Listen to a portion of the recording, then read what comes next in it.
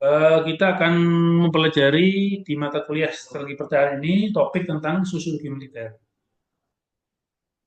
Ini adalah beberapa buku atau referensi yang dapat menjadi bacaan dari para mahasiswa nanti kalau dipelajari ya beberapa buku-buku ini tidak usah semua mungkin salah satu salah dua itu sudah bagus ini akan akan memberi gambaran kepada kita sekaligus menjadi rujukan referensi dari saya untuk menyusun materi berikut. Jadi beberapa materi yang atau beberapa konten dari buku-buku ini sudah saya squeeze sangat singkat ya. Jadi kalau nggak salah sekitar 15-16 slide saja. Poin-poinnya nanti kita akan diskusikan bersama. Apa itu sosiologi militer dan apa itu fenomena yang terjadi di perubahan sosial atau nilai-nilai yang ada di seorang prajurit militer. Lanjut ya. Jadi ini ya, ya tadi saya bicara tentang sosiologi. Sebelum kita bicara tentang sosiologi militer, nah, kita akan sedikit mengenal apa itu ilmu sosiologi. Jadi di sini ada beberapa perspektif tentang sosiologi. Pertama adalah salah satu cabang dari ilmu tentang sosial ya. Jadi ini mempelajari tentang pola ya keterhubungan ya, antara manusia dengan manusia, baik itu secara individu maupun manusia dengan kelompoknya. Jadi di sini tidak hanya manusia dengan manusia yang lain, tapi manusia dengan kelompoknya. Nah, ini menjadi bahasan yang tepat ketika kita bicara sosiologi militer. Jadi nanti kan yang saya sampaikan di awal tadi, bahwa nanti pergeseran ini tidak hanya terjadi di eh, karakter dari seorang prajurit militer, namun membawa dampak pergeseran dari karakter organisasi. Nah, ini yang penting. Jadi tidak hanya individu per individu prajurit itu yang mengalami pergeseran karakter, tapi juga membawa efek kepada pergeseran dari nilai-nilai atau karakter dari organisasi. Ya. Terus berikutnya dalam kajian sosiologi ini nanti juga akan ada contoh-contohnya. Ini bersifat empiris, ya, bahwa perubahan-perubahan yang terjadi tadi itu, perubahan-perubahan atau fenomena perubahan manusia, karakter manusia itu tentunya bisa diangkat menjadi sebuah kajian sosiologis ketika itu sudah menjadi realitas empiris, ya, sudah menjadi sudah menjadi bahan atau hasil dari riset-riset, hasil penelitian bahwa terjadi perubahan-perubahan karakter dari manusia, sehingga melalui penelitian atau riset ilmiah itu baru terbukti bahwa ternyata memang ada perubahan ini secara umum dari karakter pribadi manusia itu. Termasuk nanti kalau kita bicara sosiologi militer berarti perubahan karakter atau nilai dari sosok dari seorang prajurit-prajurit militer. Oke, jadi kalau kita bicara sosiologi artinya itu tidak lepas dari eh, perubahan, evolusi, perspektif itu. Jadi perspektif evolusi itu selalu ada. Jadi yang awalnya seperti apa menjadi seperti apa, awalnya seperti apa menjadi apa. Nanti jadi kita akan bahas nanti militer yang awalnya punya karakter seperti mungkin ya secara gambaran ya karakter yang tertutup, ya karakter yang keras, karakter yang hierarkis. Ini akan sekarang seperti apa karakter militer itu? Apakah dia bergeser semakin demokrat, semakin terbuka, semakin open minded, ya, semakin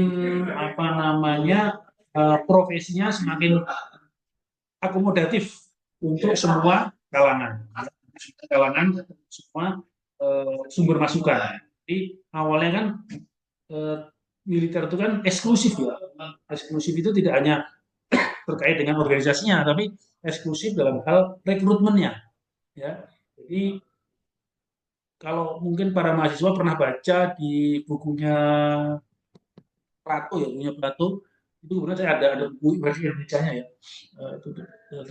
Itu dia menyebutkan bahwa memang dalam masyarakat itu dibagi dalam kelas-kelas ya, kelas-kelasnya. Ada kelas dari kelas kelas salah satu kelas yang disebut di situ ya selain kelas buruh itu ada namanya kelas yaitu sorry bukan buku Plato bukunya ini kalau Plato itu tentang republik itu tentang buku Republik Plato itu tentang kondisi ideal sebuah organisasi.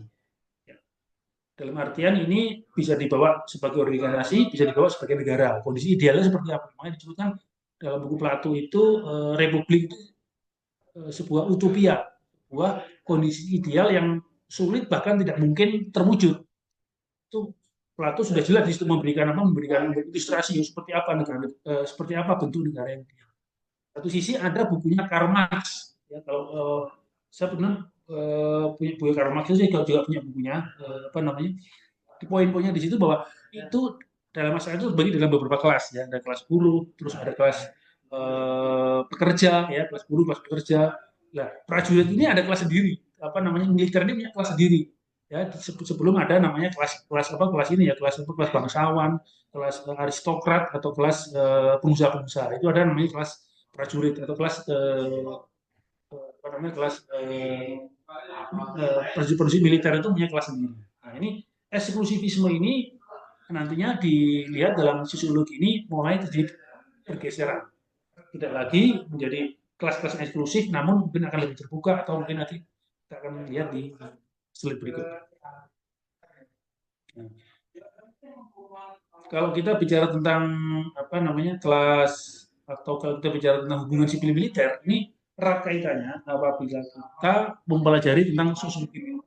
Ya.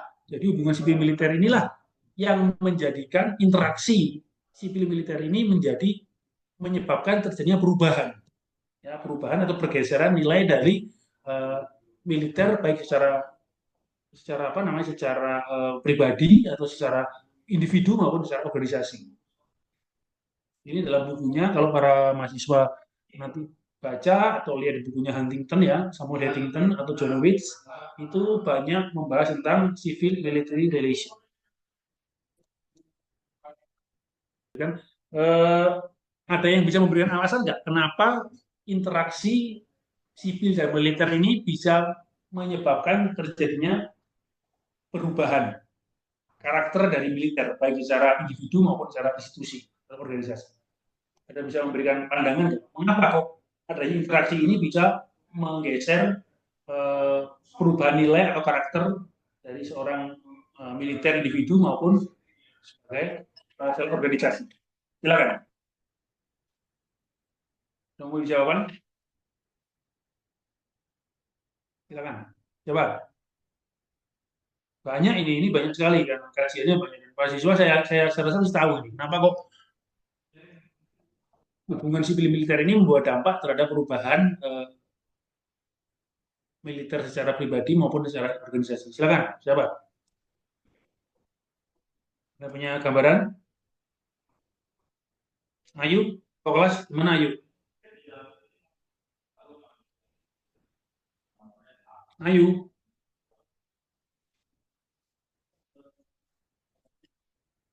apa alasannya? Kenapa kok adanya interaksi sipil militer ini bisa membawa perubahan pada karakter militer baik secara pribadi maupun secara organisasi?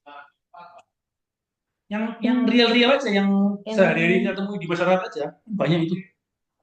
Ini yang tersesat di masyarakat mungkin interaksi publiknya contohnya kayak adanya demo atau misal pada zaman nggak sih nggak zaman dulu ya maksudnya pas zaman era reformasi kan terkait dengan dui fungsi ABRI dan semacamnya jadinya antara interaksi publik interaksi sosial itu memicu adanya atau memaksa adanya perubahan di dalam badan militer itu sendiri gitu. Oke, kenapa tadi kamu bilang difungsi? Bagus tadi, di contoh difungsi itu bagus tadi. Kenapa? Oh, dari difungsi ini bisa merubah eh, apa namanya, karakter dari militer. Mungkin dari dui fungsi itu tadi kan jadinya sifat yang awalnya di militer itu sifatnya tertutup, terus seperti diberikan kekuasaan yang berlebihan itu, sehingga eh, masyarakat atau sosial interaksi sosial lain itu juga tidak puasan atau ketidak setuju antara adanya dua fungsi ABRI tersebut. Makanya terjadilah perubahan hingga saat ini. Jadinya institusi militer pada saat ini bisa bersifat lebih terbuka dan menerima pertentangan atau perbedaan dengan sosial ataupun publik. Oke, baik, terima kasih. Bagus nih jawabannya Ayu ya. Contoh tentang difungsi. Ada lagi nggak yang mau memberikan komen tentang, oke, saya angkat tentang dui fungsi. Ini dui fungsi ini adalah salah satu contoh yang tadi disampaikan Ayu, ini bagus nih yang dengan case ini ya, bahwa terjadi interaksi sipil dan militer dalam mekanisme dui fungsi. Boleh nggak? Silakan. Yang toko salah. Jadi sebenarnya benar semua nih. Salah.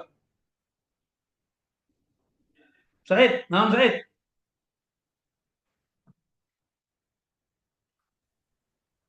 Pak izin Ya Pak, eh, Siapa sok nih? mangga, Mbak Mega Pak. Sok, mangga, Mega. ya menghindari negara dalam negara Pak untuk Huntington Democracy Control. Jadi Hmm. militer memiliki akses terhadap senjata dan kekuasaan fisik kan Pak. Tanpa interaksi dan kontrol yang jelas, maka militer menjadi institusi yang terisolasi dan berpotensi mengambil alih kekuasaan atau kudeta. Jadi untuk Huntington Democracy Control itu menekankan pada objek kontrol yang artinya militer harus profesional dan dijauhkan dari politik agar mereka agar mereka itu fokus pada tugas pertahanan, sementara sipil itu memegang kendali penuh atas keputusan politik tadi itu, Pak. Kemudian yang untuk the citizen soldier, integrasi nilai, masyarakat sipil dan militer itu tidak boleh memiliki jurang nilai yang terlalu besar. Eh, yang berpendapat bahwa militer harus menjadi cerminan dari masyarakatnya. Jadi jika nilai-nilai di dalam barak terlalu berbeda dengan nilai demokrasi di luar, maka akan terjadi ketegangan sosial. Interaksi rutin memastikan prajurit tetap merasa sebagian bagai dari warga negara, bukan sekedar alat pemukul untuk Janowitz Station Soldier. Jadi untuk uh, yang halo Pak. Silakan, silakan, terus, terus. Bagus, jangan. Silakan, Mega. Lanjutkan. Oh, oke. Jadi menurut saya dari Democration Huntington dan Decision Shoulder itu memiliki efektivitas pertahanan semesta. Jadi dalam konteks ini pertahanan modern, ancaman tidak lagi hanya berupa serangan militer asing, tetapi juga terorisme, bencana, hingga krisis energi. Jadi militer itu membutuhkan dukungan logistik, teknologi, dan intelijen dari sipil. Sipil juga membutuhkan perlindungan dan rasa aman dari militer. Jadi interaksi ini menurut saya menciptakan sinergi untuk melindungi kepentingan nasional secara utuh, Pak. Jadi untuk Oke. akuntabilitas dan anggarannya juga eh, militer dibiayai oleh pajak rakyat sipil, interaksi melalui lembaga legislatif atau pengawasan publik juga memastikan bahwa anggaran pertahanan itu digunakan secara transparan dan sesuai dengan prioritas kebutuhan masyarakat seperti perlindungan objek vital yang kita ketahui yang menyangkut hajat hidup orang banyak, Pak. Gitu, Pak. Oke, bagus. Nah, jawaban dari Mega udah lengkap nih ya. Sudah memberikan apa namanya gambaran kepada kita. Ini sudah mungkin sudah menjawab separuh dari diskusi kita ini. Ya. Dari starting pointnya sudah bagus dari disampaikan Mega. Jadi Huntington berpendapat bahwa yang mempunyai militer tanpa kontrol dari sipil itu bisa menjadikan apa? Bisa menjadikan terlalu powerful dia, karena dia memiliki senjata, dia memiliki alutsista, dia memiliki garis komando hierarki yang tegak lurus, ya, dari mulai ke atas sampai ke bawah. Nah, hal ini dengan apa? Dengan komunitas atau entitas, ya, militer yang memiliki senjata tadi, ini apabila tidak dikontrol oleh supremasi sipil, nah ini berpotensi untuk mencederai tadi itu demokrasi, bisa mencederai hak asasi manusia, bisa merusak tatanan sistem pemerintahan. Karena apa? Ya, karena saya coba memberikan penjelasan lebih spesifik dari Huntington tadi yang disampaikan oleh Mega tadi, bahwa kalau kita lihat di beberapa kejadian di negara-negara kudeta itu selalu hampir dominasinya dilakukan oleh militer. Nah, karena militer itu mempunyai akses senjata tadi, mempunyai akses organisasi, sehingga apabila ini tidak dikontrol oleh oleh kekuatan sipil, nah ini bisa menjadikan itu bisa merusak tatanan demokrasi bisa merusak tatanan asasi manusia dan bisa merusak tatanan sistem. Jadi itu contoh yang diberikan oleh Huntington dalam bukunya Democratic Control. Jadi ada upaya kontrol dari supremasi sipil untuk mengontrol power dari tentara yang memiliki senjata tadi. Itu dari sisi dari Janowitz, soldier. Nah ini lebih spesifik bahwa interaksi yang dijalin antara sipil dan militer ini merupakan suatu keniscayaan, ya, karena bagaimanapun juga si militer itu adalah bagian dari masyarakat sipil, ya. Makanya di dalam sebuah TNI itu ada dari rakyat untuk rakyat dan oleh rakyat, ya. Makanya di Indonesia ini tidak mengenal adanya tentara bayaran. Kita mengenalnya adalah TNI yang berasal dari rakyat untuk rakyat dan oleh rakyat. Nah, maksudnya di sini apa? Ketika TNI sudah terbentuk atau prajurit itu sudah terbentuk dalam sebuah institusi yang mana dia tadi disebutkan oleh Mega tadi, yang punya Janowitz, mereka sudah tinggal di barak-barak, tinggal di dalam sekat-sekat, ya, sekat-sekat organisasi yang kuat, yang sangat ketat. Itu jangan sampai meninggalkan interaksi dengan sipil, karena bagian dari eh, masyarakat secara luas itu adalah termasuk dalamnya adalah kekuatan militer. Ini, ya, interaksi-interaksi yang dibentuk ini, nah tadi sebenarnya merupakan realitas yang ada saat ini. Bagaimanapun juga kemampuan militer dengan dinamika lingkungan strategis dari saat ini, ancamannya semakin meluas kan, tadi sampaikan oleh Mega kan. Nah, itu ada ancaman bencana, tadi sampaikan ada ancaman cyber, di mana semua itu tidak tidak lagi hanya bisa ditangani oleh militer secara sendiri, namun membutuhkan support dari sipil, termasuk ancaman krisis energi. Jadi tidak bisa lagi militer itu mengambil peran tanpa adanya support dari sipil. Nah, termasuk tadi aksesnya apa? Aksesnya adalah ketika kita ingat bahwa seluruh anggaran di dalam sebuah negara, anggaran militer atau pertahanan itu berasal dari pajak-pajak rakyat. Sehingga rakyat pun atau masyarakat itu memiliki hak untuk mengontrol kinerja dari militer tadi itu. Ya. Sehingga perlu pihak pengawasan, perlunya audit, sehingga ya diharapkan penggunaan anggaran ya spesifik tadi bisa transparan, bisa akuntabel, dan terjadi penyimpangan. Itulah fungsi dari supremasi sipil untuk menjalankan fungsi pengawasan terhadap penggunaan anggaran pertahanan. Nah, gitu kira-kira dan Mega. Ada yang komen nggak?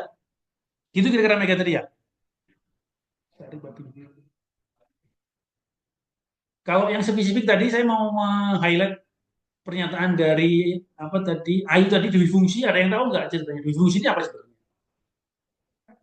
Widi, apa Widi? Coba Widi. Widi ini pernah main ke tempat saya ya? Iya, Pak Novi, siap. Betul ya? Oh iya, ya. Silakan Pak Widi. Ya, dui fungsi ABRI itu memang cukup familiar di zaman Orde Baru, Pak, di mana beberapa beberapa perwira dari TNI itu boleh merangkap jabatan ya, Pak, di jabatan publik. Mungkin itu, Pak, yang saya tahu, Pak Novi. Apa dampaknya pada saat ini terjadi Widi dengan adanya perwira TNI menduduki kursi di parlemen, menduduki jabatan-jabatan sipil, apa yang terjadi saat ini? Ya, seperti dua mata uang ya, Pak Novi. Ada efek baik dan ada efek buruk.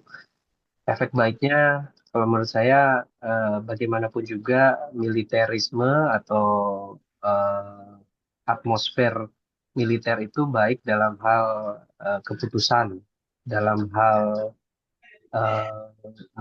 kecepatan dalam bertindak begitu ya, karena memang top down, artinya kalau diperintah langsung jalan gitu ya. Namun punya nilai atau punya efek negatif, Pak Novi, karena pada dasarnya militer atau tentara merupakan alat, Pak, sebenarnya kalau dalam negara Indonesia. Jadi ketika eh, di level tertinggi mungkin mempunyai keinginan yang sedikit banyak melenceng dari cita-cita Indonesia, misalnya begitu ya. Ini satu perangkat alat ini bisa bergerak dalam sisi militer maupun tadi di beberapa jabatan-jabatan sipil tadi. Artinya eh, cara gerbong ini bisa berangkat semua begitu Pak Novi. Hmm. Mungkin negatifnya di situ Pak Novi. Baik, terima kasih Pak Widitri, bagus ya, terima kasih penjelasannya. Jadi Widi tadi mengilustrasikan ya bahwa hubungan sipil militer yang diimplementasikan dalam difungsi pada saat Orde Baru itu memang ada dampak positif dan dampak negatifnya. Ya. Dampak positifnya tentunya keberadaan TNI itu diharapkan bisa mengefektifkan pengambilan keputusan karena sifatnya top down sehingga diperlukan kecepatan bertindak, kecepatan berpikir dan kecepatan untuk mengambil keputusan. Namun di sisi lain itu menjadi hal yang kontraproduktif ya, ketika militer itu sebagai alat negara, alat pemerintahan. Di situ apabila dia sebagai alat pemerintahan itu bisa digunakan ya dalam tanda kutip digunakan oleh siapa yang berkuasa itu untuk melanggengkan ya untuk melanggengkan kekuasaannya. Nah ini yang terjadi pada saat itu di fungsi itu pada saat apa pada saat era Orde Baru itu sehingga yang terjadi yang terjadi ketika sebagai alat kekuasaan ABRI pada saat itu ya karena ada TNI ada Polri pada saat itu sangat powerful. Jadi semuanya itu ditangani oleh ABRI. Hal-hal sifatnya sipil pun harus ditangani oleh ABRI dan ini melenceng kalau tadi dari bahasanya Widi tadi melenceng dari apa yang sebenarnya digariskan. Sebenarnya keberadaan ABRI pada saat itu adalah untuk itu tadi untuk mengakomodir aspirasi dari TNI dan Polri di parlemen maupun terutama di parlemen. Makanya dulu ada namanya fraksi TNI Polri, ada orang ini, fraksi ABRI kan. Fraksi ABRI itu kan bukan dipilih, dia kan diangkat kan. Nah, dengan adanya fraksi ABRI itu diharapkan segala kebutuhan, segala keinginan atau program-program dari ABRI itu bisa langsung disampaikan di dalam parlemen. Itu maksud baiknya.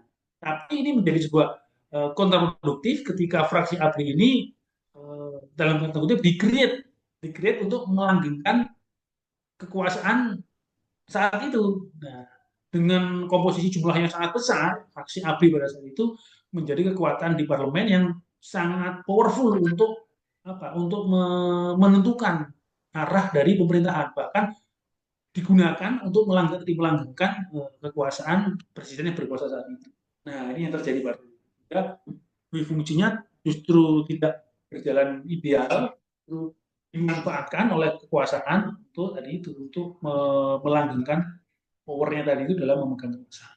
Jadi terima kasih ya. Jadi tadi jawabannya.